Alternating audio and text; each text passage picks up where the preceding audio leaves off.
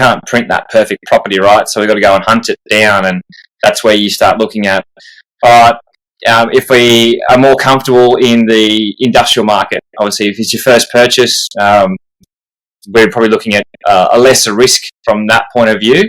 So that means less income generally, and then seeing, well, based on that, what can we find, and then going further through into it is just that it's a constant education process, right? Because like you could find a single tenancy like $1.5 million. You could find I'd be looking personally for a freestanding property where you like. And the reason why I look at that is that you can manufacture equity by building out more net lettable area on that site.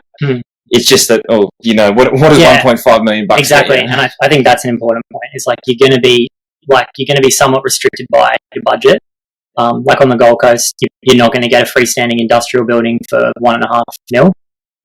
The entry. Come on. Not anymore. It's not 1990s. So you're going to sort of need minimum $2 million really to get into a small freestanding industrial building. But you definitely be able to buy a strata unit, or you could look outside of the Gold Coast market. I've been doing a fair bit of research in the Northern Growth Corridor, places in Logan and Beenleigh, and you can definitely get freehold industrial for small properties, but for around $1 million. So it's kind of it's relative to the asset class and the location, and your budget's definitely an important piece.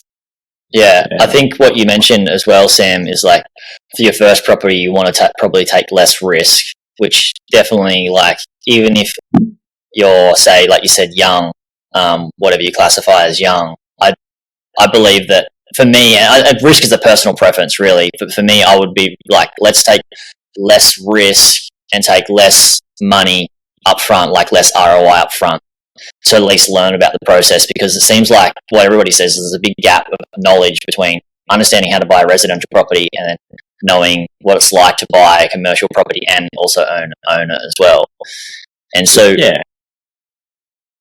I'll say it's like riding a bike, right? Like you start with the we're dads now, so we can talk about this. But you got the push bike they start on, and then they might get onto the little pedally bike that they sit down on, and then they go into the training wheels on the bike, and then you take the training wheels off, right? Like there's multi-stage processes, and this is the issue that I'm finding in the industry, right? Is people are listening to like podcasts like this, they're reading a few books, and they're getting that. What's that effect, Krause? You're probably more over it. It's not the Dunedin. Basically, it's like you learn a little bit and you have this inflated level of confidence. And going through the journey from obviously being in the property industry for so long is like you do feel like you know everything, and then you evolve into a I know nothing period, and then you evolve then into I know a lot, but there's still so much more to learn. And I think that's kind of where we're at. Well, Jake and I get to a point where like a fair bit.